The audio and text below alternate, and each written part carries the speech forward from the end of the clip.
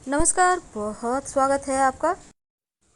हमारे आसपास बहुत सारे ऐसे पौधे हैं जिनका तांत्रिक क्रियाओं में या फिर टोने टोटके में प्रयोग होता है। लेकिन आज हम जिस पौधे के बारे में बताएंगे, ये पौधा मनोकामनाओं की पूर्ति करने वाला पौधा है। इस पौधे को साक्षात गणेश जी का स्वरूप या फिर ऐसा समझ ले कि शिव जी का सबसे पसंदीदा पौधा है ये मदार, जिसको हम आक भी कहते हैं। मदार के पत्ते, मदार के पुष्प और जड़, यहाँ तक कि मदार के दूध से भी वशीकरण होता है।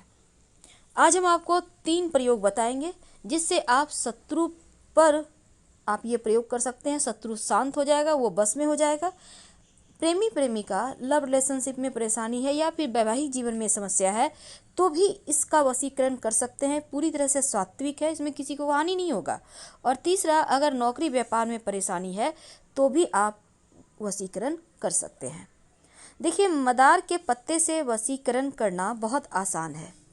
सामान्यतः आप ये कह सकते हैं आक का पौधा आपको हर जगह मिल जाएगा, लेकिन जो सफ़ेद वाला आक का पौधा है जिसको मदार कहते हैं, ये सबसे ज़्यादा इसका ही असर होता है जब आप किसी तरह का कोई टोना टोटका प्रयोग करते हैं। तो आप पहले ही देख लें कि वैसे तो रोड साइड मिल जाएगा आपको ये पेड़, तो पहले ही आप ढूंढ के रखें कि ये पेड़ सफ़ेद आक का कहाँ पे है, फिर आपको ये प्रयोग करना है। और जब भी आप प्रयोग करें तो पहले जाकर निमंत्रण दे आए आक के पौधे के पास। कैसे देंगे? आप एक सुपारी, एक सिक्का और थोड़ा सा जल लेकर जाएं, किसी बोतल में भी ले जा सकते हैं, और पेड़ के पास जल अर्पित करें जड़ में। और फिर यहाँ पर सुपारी और जो सिक्का है उसको रख दें और उनसे बोलें, अपना परिचय दें, आप कौन हैं, आपके पिता का नाम क्या है, आप किस प्रयोजन से उनके पास आए हैं, और फिर उनको प्रणाम करके आप घर आ जाइए। और अगले दिन आप प्रयोग करें, इस बात का ध्यान रखिएगा। तो चलिए देखिए, अब हम एक छोटा सा प्रयोग आपको बताएंगे। कई बार क्या होता है ना, आंकड़े या मदार का जो प्रयोग है कई प्रकार की तांत्रिक क्रियाओं के लिए किया जाता है। तो आज हम बहुत तरह के प्रयोग होते हैं, पर हम आपको कोई बड़ा वाला तांत्रिक प्रयोग नहीं बताएंगे। हम पहले ही क्लियर कर दें, वो जो होता है मारन वाला, वो सब नहीं बताएंगे। सिंपल तरीके से आप शत्रुओं को शांत करें, आप प्रेमी प्रेमिका एक दूसरे के करीब आएँ, बस यही बताएंगे। तो चलिए हम जानते हैं, एक बात जान लें कि जिस घर में, घर के बाहर, बाउंड्री वॉल के बाहर मदार का आक का पौधा होता है, उस घर में कभी भी किसी की नज़र दोष नहीं लगती, नकारात्मक शक्तियाँ प्रवेश नहीं करती। अगर आपके घर के सामने मदार का पौधा है तो आप बहुत भाग्यवान हैं। अब जरूरी नहीं है कि गेट के ठीक सामने हो, आपके बाउंड्री वॉल के आसपास भी हो सकता है। तो ये पौधा का होना बहुत अच्छा होता है, क्योंकि आपके घर में लोगों का तंत्र क्रिया असर नहीं करेगा या फिर लोग कर ही नहीं पाएंगे। लेकिन सवाल ये भी है कि कहाँ पे लगाएं, किधर लगाएं। तो देखिए, उसके भी वास्तु में नियम है। आग का पौधा जो होता है ना, वो भले ही तंत्र क्रियाओं के लिए भी यूज होता है और उसको नष्ट भी करता है, और इसके दूध से भी वशीकरण होता है, इसके पत्ते का भी प्रयोग होता है।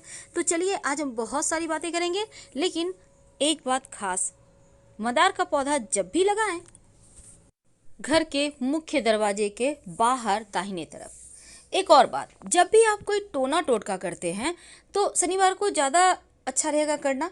और पहली बात, आपको शुक्रवार के दिन ही निमंत्रण देकर आना होगा। आपको एक दिन पहले निमंत्रण जरूर देना चाहिए, ताकि आपकी मन्नत वो सुने, विनती सुने। अब जैसे आप किसी को बुलाने जाते हैं तो पहले से फ़ोन कर देते हैं, ठीक उसी प्रकार। तो सवाल ये है कि आप उनको निमंत्रण कैसे देंगे। देखिए, एक दिन पहले आप जाइएगा, एक लोटा जल, एक सुपारी, एक सिक्का लेकर जल अर्पित कर दें पेड़ की जड़ में।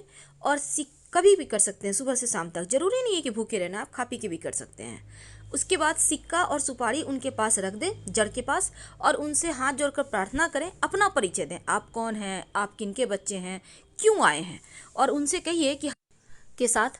तो सबसे पहले तो आप पहले से निमंत्रण दे के रखिए मदार के पेड़ को, आग के पौधे को। अब इसके बाद आप अगले दिन जाइए और जाकर आपको मदार का सिर्फ पुष्प नहीं तोड़ना, बल्कि जो पुष्प है और उसके साथ जो पत्ते हैं, नए नए जब पुष्प निकलते हैं तो पत्ते उसके साथ बहुत अच्छे से टच किए हुए होते हैं। तो आपको, या बड़े भी खिले हुए पुष्प है तो कोई बात नहीं, बस ये कोशिश करना है कि पत्ते भी आपको लेकर आना है। अब इसको लाकर आप, पत्ते और पुष्प लगा हुआ ही रहे, टूटे, उसको तोड़ना नहीं है। अब लाकर हनुमान जी के मंदिर में जाइए अब हनुमान जी के जो चरणों में सिंदूर होता है, आप उसको थोड़ा सा उंगली से लें और लेकर अपने और उस व्यक्ति का नाम लिखें जिसके साथ आपको रिश्ते बेहतर करने हैं। यानी आप लव का भी नाम लिख सकते हैं यहाँ पर और जीवन साथी का भी नाम लिख सकते हैं। जिसको भी बस में करना चाहते हैं उसका नाम लिखिए हनुमान जी के चरणों के सिंदूर से। अब इसके बाद मौली धागा के द्वारा दोनों जो आपके जो पत्ते हैं ना, पुष्प को अंदर रखना है और पत्ते चारों तरफ से उसको कवर करके मौली धागा के सारे बांध दें और जो लिखिएगा वो पत्ते पर लिखना है। वशीकरण हो जाता है और ये प्रचंड वशीकरण है। इसको करने के बाद आप कहीं मिट्टी में दबा दें, पीछे मुड़कर मत देखिएगा, कभी भी खाली नहीं जाएगा। अब हम आपको एक छोटा सा प्रयोग बताएंगे। जब शत्रु विरोधी ज़्यादा परेशान करे, जब आपको लगे कि यहाँ से बाहर नहीं निकल पा रहे, शत्रु बहुत परेशान कर रहे हैं, तब एक छोटा सा काम कीजिए। आपको यहाँ भी निमंत्रण देना है पहले से, इस बात का याद रखिएगा। अब आपको ये प्रयोग देखिए, जो शत्रु है उसी के ऊपर कीजिएगा। आपको सफ़ेद वाला आक का पौधा है, वहाँ पर आप जाइए। अब पत्ते तोड़िए पौधे के और पत्ते से जो दूध निकलता है उस दूध से आक के पत्ते पर शत्रु का नाम लिखिए। यानी कि आक के पत्ते पर, मदार के पत्ते पर ही मदार के दूध से शत्रु का नाम लिखें और फिर इस पत्ते को वहीं पर ज़मीन के अंदर पेड़ के पास ही गड्ढा करके दबा दें और मिट्टी ढक दें।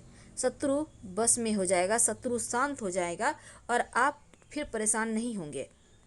वैसे ये प्रयोग एक ही बार में काम करता है। संभव हो तो जैसे ग्रहण होता है, पूर्णिमा है, अमावस्या है, शनिवार है, इन सभी दिनों में अगर ये प्रयोग करें तो वो ज़्यादा असर करेंगे, जल्दी अपना असर दिखाएंगे।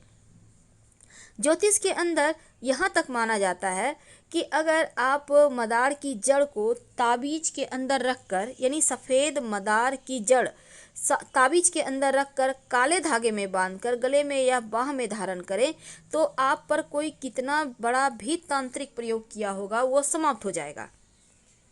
तो अगर आपको भी लगता है आपके घर के आसपास किसी ने कुछ किया है तो ये प्रयोग कर सकते हैं और 1 महीना के बाद मिट्टी में दबा दें।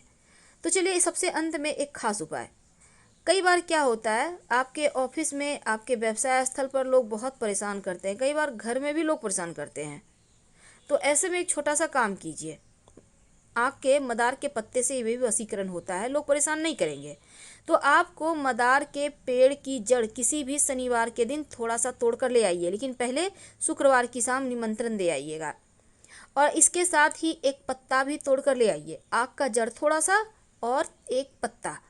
अब इसको मदार के जो पत्ते हैं और जड़ है इसको ले आइए। अब इनको पीस लीजिए अच्छे से और फिर किसी मदार के पत्ते को धोकर, यानी कि जो जड़ है उसको पीस लिया, अब मदार के पत्ते को धो लीजिए, उसके ऊपर जड़ को थोड़ा सा घी के साथ रखिए।